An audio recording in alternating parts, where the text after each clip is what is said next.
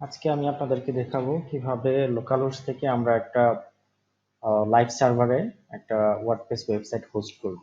তো local host থেকে live সার্ভারে হোস্ট করার জন্য অনেকগুলো মেথড আছে। একটা হচ্ছে প্লাগইন দিয়ে করা যায়, দেন আমরা চাইলে এফটিপি সার্ভার দিয়ে করতে পারি, দেন আমরা যদি চাই সরাসরি সবগুলো ফাইল কপি করে ফাইল ম্যানেজারে পেস্টগুলো করতে পারি। তো আমি আপনাদেরকে তিনটা মেথডই দেখাচ্ছি। প্রথমে আমি দেখাচ্ছি কিভাবে আমরা প্লাগইনের মাধ্যমে লোকাল হোস্টের ফাইল লাইভ সার্ভারে নিয়ে যাব। তো এই জন্য আমাদের একটা ফ্রি প্লাগইন লাগবে। প্লাগইনটার নাম হচ্ছে all in one WP migration. এছাড়া অনেক পপুলার প্লাগইন আছে, সেগুলো দিয়ে আপনারা করতে পারবেন। তবে এই প্লাগইনটা দিয়ে হচ্ছে খুব সহজে আপনার ফুল সাইটটা ডাটাবেস সহ একসাথে আপনাকে ট্রান্সফার করার সুযোগ দেবে। এই প্লাগইনটা আমরা প্লাগইন থেকে অ্যাড নিউ প্লাগইনে গেলে WP my all in one WP migration লিখে চলে আসবে।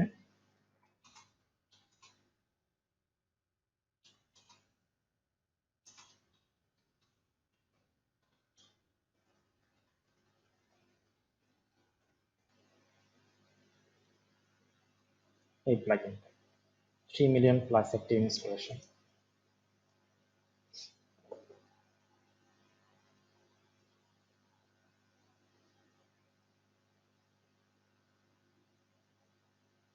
এই প্লাগইনটা আমরা প্রথমে ইনস্টল করব হচ্ছে লোকাল হোস্টের যে ওয়ার্ডপ্রেসটা থাকবে সেটার মধ্যে। দেন এই প্লাগইন দিয়ে আমরা একটা ব্যাকআপ নিব। ব্যাকআপ নিয়ে সেই ব্যাকআপটা আমরা আহ, আমাদের যে লাইভ সার্ভারে যে ওয়ার্ডপ্রেস থাকবে সেখানে আপলোড করব। তো এটা ইনস্টল হতে থাকে, এর মধ্যে আমরা আহ, আমাদের লাইভ সার্ভারে একটা ওয়ার্ডপ্রেস ক্রিয়েট করে নিব ফ্রেশ। এখানে আমরা ওয়ান ক্লিকের মাধ্যমে ওয়ার্ডপ্রেস ক্রিয়েট করতে পারি সাবটো ক্লাসের মাধ্যমে।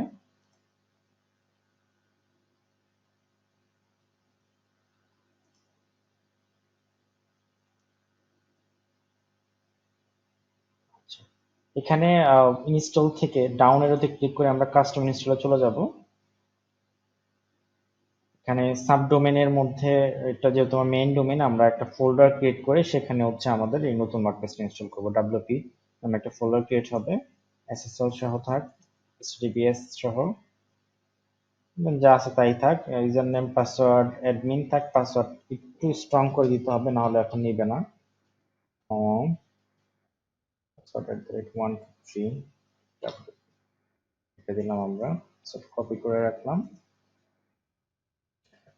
আর কিছুই দরকার নাই, জাস্ট ইনস্টল করে দিই।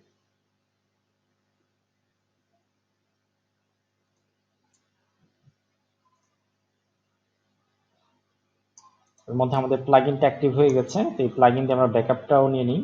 All in one W migration নামে একটা মেনু ক্রিয়েট হবে আপনার ওয়ার্ডপ্রেসের ড্যাশবোর্ডে। এখান থেকে আমরা এক্সপোর্টে ক্লিক করব।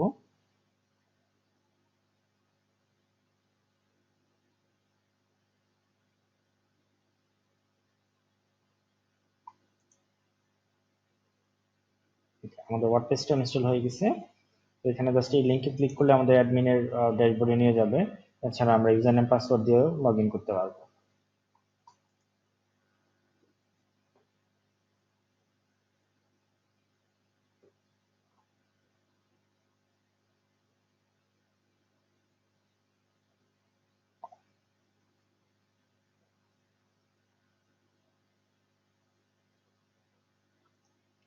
আমাদের ড্যাশবোর্ডে লগ ইন হয়ে গেছে। আর এই প্লাগইনটার মধ্যে আমরা ব্যাকআপটা নিয়ে নিই। এক্সপোর্ট টু, এখান থেকে ফাইল আমরা কি ফাইলে সিলেক্ট করে দিব।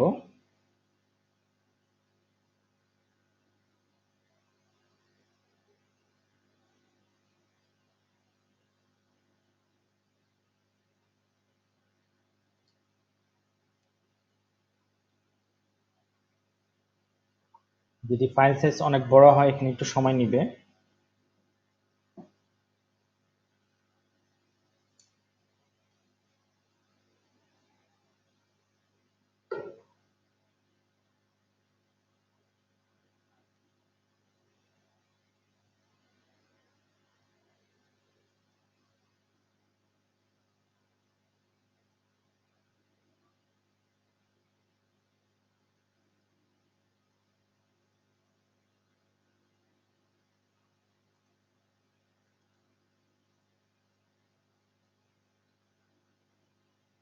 ওকে, এর মধ্যে আমরা এই ওয়ার্ডপ্রেসটার মধ্যে ডব্লিউপি মাইগ্রেশন প্লাগইনটা ইনস্টল করব। তো এই ক্ষেত্রে একটা কথা বলি, যেটা এটা ফ্রি প্লাগইন।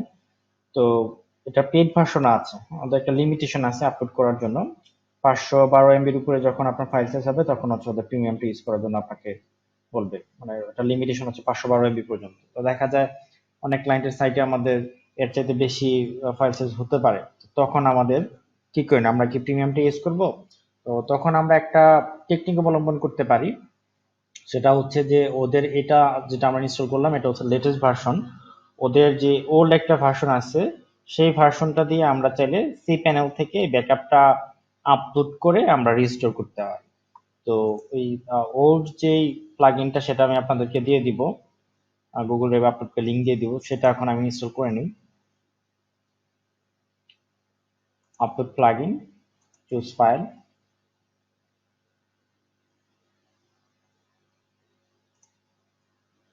এই প্লাগইন 6.7 ভার্সন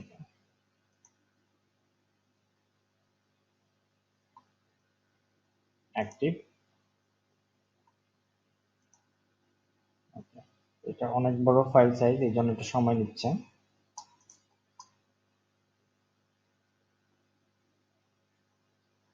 এই যে এটা আপডেট চাবে, আপডেট কিন্তু দেওয়া যাবে না, আপডেট দিলে কিন্তু আমরা যেটা করতে যাচ্ছি সেটা আর করা যাবে না।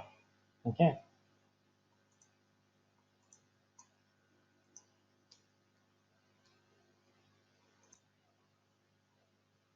আমাদের এক্সপোর্ট ডান, জাস্ট এখানে ডাউনলোড করতে হবে 6 MB। তো এটা যদি শুধুমাত্র ওয়ার্ডপ্রেস দেখে এটার সাইজ কম, যখন আপনি কোনো ক্লায়েন্টের ফাইল এভাবে এক্সপোর্ট করবেন সেটা দেখা যাবে যে 500 MB-ও বেশি হতে পারে। তো তখন আমরা সেটা যে ডিফল্ট যে অপশন থাকবে এখানে ইম্পোর্টের, এই অপশন দিয়ে আমরা করতে পারবো না। কারণ এখানে একটা লিমিটেশন আছে এবং আপলোড সাইজেরও একটা লিমিটেশন থাকে, যেখানে আমাদের ম্যাক্সিমাম আপলোড আমরা 512 MB পর্যন্ত করতে পারবো। তো দেখা যায় অনেক ক্ষেত্রে সাইজ গুলো এর চেয়ে বড় হয়, তখন আমরা কি করবো? তো তখন হচ্ছে আমাদের সি প্যানেলে গিয়ে আমরা যে ফাইলটা ডাউনলোড করছি এই ফাইলটা আমাদের আপলোড করতে হবে সি প্যানেল থেকে। তা আমরা সি প্যানেলে ঢুকে ফাইল ম্যানেজারে গিয়ে ওই ওয়ার্ডপ্রেসের মধ্যে একটা ফাইল ক্রিয়েট হয়েছে নতুন ফোল্ডার, ওই ফোল্ডারের মধ্যে হচ্ছে আমাদের এই ফাইলটা আপলোড হবে। আর যদি এটা 512 MB নিচে হয়, অনেক সময় হয়ে যাবে, অনেক সময় দেখা যায় ফাইল সাইজ কম থাকলেও আহ, ঝামেলা করে, তখন এই মেথডে আপনার করাটা সবচেয়ে বেশি সেফ এবং খুব দ্রুত হবে সেটা।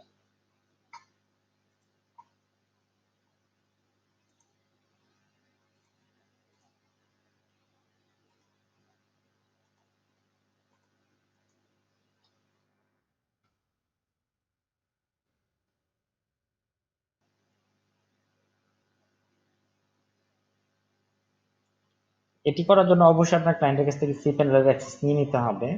কারণ দেখা যায় সব প্লাগইন দিয়ে হবে না, তখন আপনাকে অল্টারনেটিভ ওয়েতে যেতে হবে, হয় এফটিপি দিয়ে করতে হবে, অথবা আপনাকে ম্যানুয়ালি পুরো ফাইল সবগুলো আপলোড করে দেন ডাটাবেজ আপলোড করে তারপরে করতে হবে। তো এই জন্য আপনার ক্লায়েন্টের কাছ থেকে অবশ্যই সি প্যানেলের অ্যাক্সেস নিয়ে নিতে হবে ফাইল ট্রান্সফারের জন্য।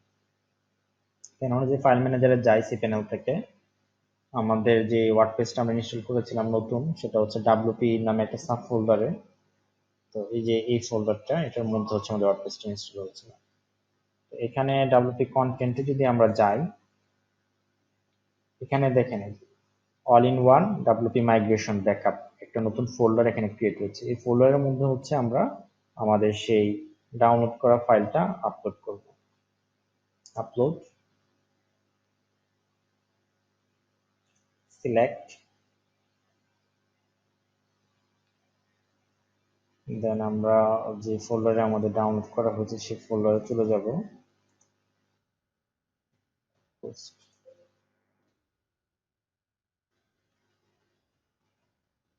লোকাল হোস্ট ওয়ার্ডপ্রেস, এটা আমাদের local host to live server,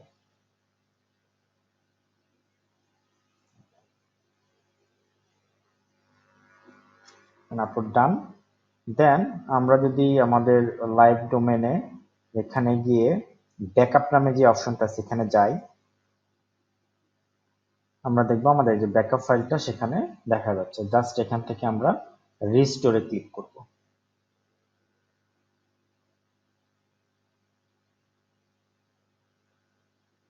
এখানে বলে দিচ্ছে যে আমার যখন এটা রিস্টোর হবে তখন আমার থিম প্লাগইন যা, অর্থাৎ আমার এখানে লোকাল হোস্টে যা ছিল হুবহু কপি হয়ে যাবে এখানে, অর্থাৎ আমার আগের করা, যদি আমার এই লাইভ সার্ভারে আগের করা কোনো কাজ থাকে সেটা আর থাকবে না। তো এটা আমাকে ইনশিওর করতে বলছে, জাস্ট আমরা প্রসিড দিয়ে দিই।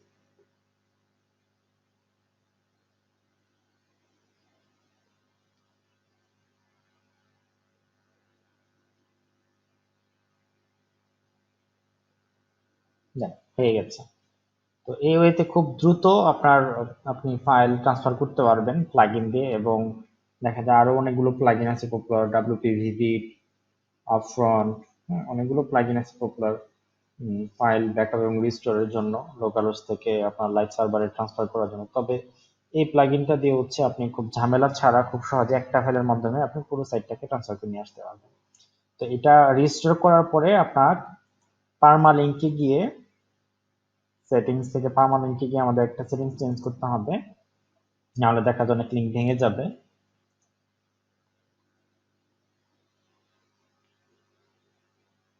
আচ্ছা, এখানে হচ্ছে কিন্তু আমাদের এই সেম লোকাল হোস্টে আমাদের যে ইউজার নেম পাসওয়ার্ড ছিল সেটা চলে আসবে, যেহেতু আমাদের আপলোড করা হয়ে গেছে এই জন্য ডাটাবেসটা রিস্টোর হয়ে গেছে।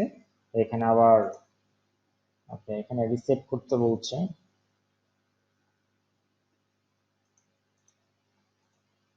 আমরা রিসেটটা ডাটাবেস থেকে করে নেই।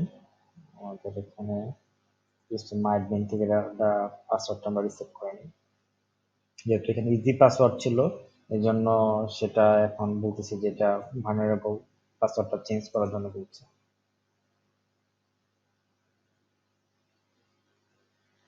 আমাদের ডাটাবেস নেমটা আমরা একটু দেখে নেই।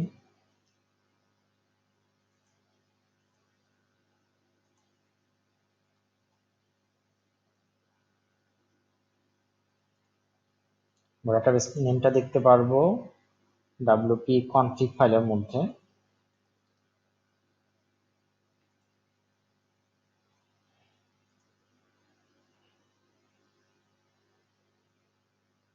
ওকে, ডাটাবেস হচ্ছে 775 এখানে গিয়ে আমরা ডাটাবেস আমাদের ইউজার নেম ঠিক রাখবো, শুধু পাসওয়ার্ডটা চেঞ্জ করে দিব। wp ইউজার ফোল্ডার আমরা টেবিলের মধ্যে যাব, আমরা wp ইউজার্স, এখান থেকে ইউজারে যাব।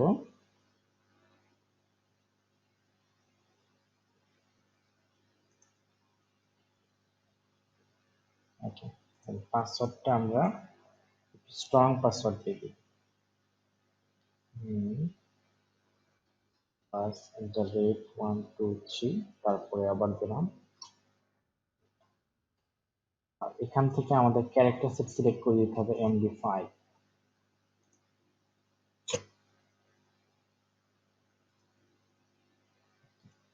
লগ ইন করার ট্রাই করি, অ্যাডমিন পাসওয়ার্ড নতুন,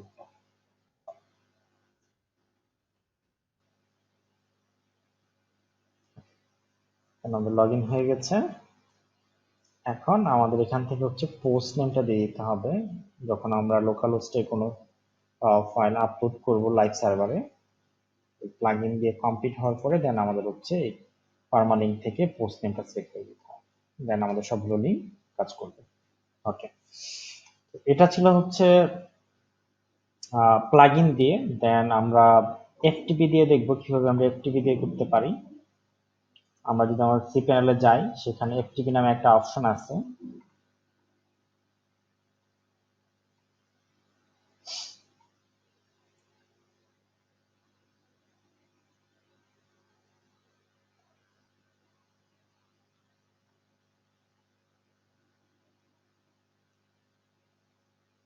এফটিপি কানেকশন, এফটিপি অ্যাকাউন্ট। তো আমাদের যখন আমরা ডোমেন হোস্টিং নেই তখন আমাদেরকে এফটিপি একটা অ্যাকাউন্ট ডিফল্ট ভাবে ক্রিয়েট করে দেওয়া হয়। এছাড়াও যদি আমরা চাই এখান থেকে আবার নতুন করে ক্রিয়েট করে নিতে পারবো যদি আমাদের প্রয়োজন পড়ে। ঠিক আছে, আমাদের এফটিপি অ্যাকাউন্ট ইনফরমেশন আমরা যখন ডোমেন হোস্টিং নিয়েছি তখন আমাদেরকে দিয়ে দিয়েছে, আমরা এটাও ইউজ করতে পারি। আবার চাইলে আমরা নতুন করে এটা ক্রিয়েট করি, আমরা নতুন করে এটা ক্রিয়েট করে নিই এখান থেকে।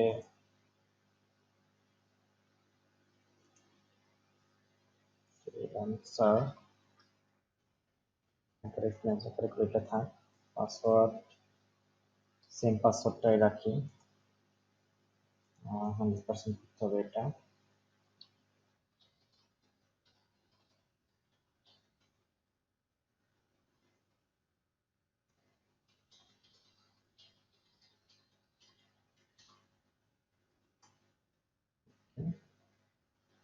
হোম ডিরেক্টরি কোথায় যাবে সেটা এখান থেকে বলছে।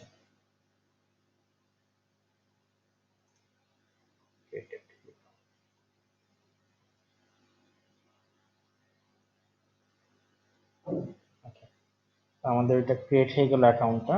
তো এফটিপির জন্য আমাদের একটা সফটওয়্যার ইউজ করতে হবে।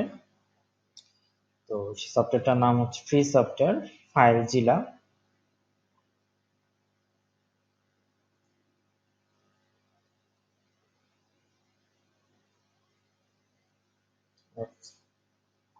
আচ্ছা, এখানে আমাদের হোস্ট নেম দিতে হবে, হোস্ট, ইউজার নেম, দেন পাসওয়ার্ড এবং পোর্ট।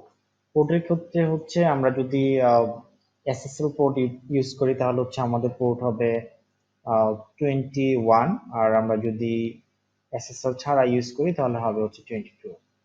ওকে, তো এখানে আমরা ইউজার নেম দিয়ে দিব,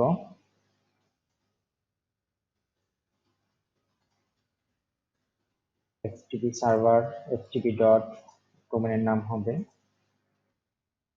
হোস্টটা, পোর্ট হবে 21, দেন পাসওয়ার্ডটা আমাদের দিয়ে দিতে হবে,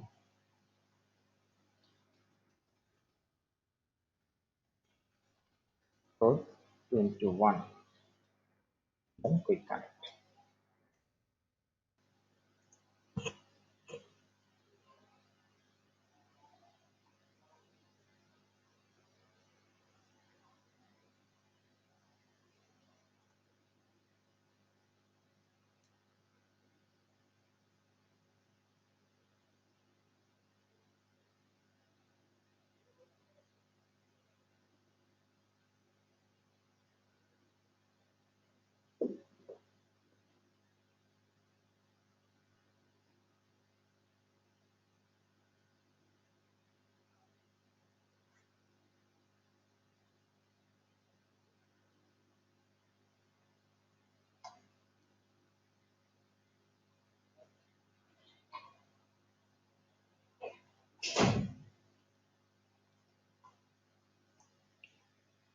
আমাদের এফটিপিটা কানেক্ট হতে একটু প্রবলেম হচ্ছে, একটু সময় নিচ্ছে। তো আমি এই ভিডিওটা এখানে শেষ করে দিচ্ছি, দেন নেক্সটে একটা নেক্সট ভিডিওর মধ্যে হচ্ছে এফটিপি দেখাচ্ছি, আর একটা ভিডিও করে আপনাদেরকে সরাসরি ফাইল ম্যানেজারে আপলোড করে দেখাচ্ছি।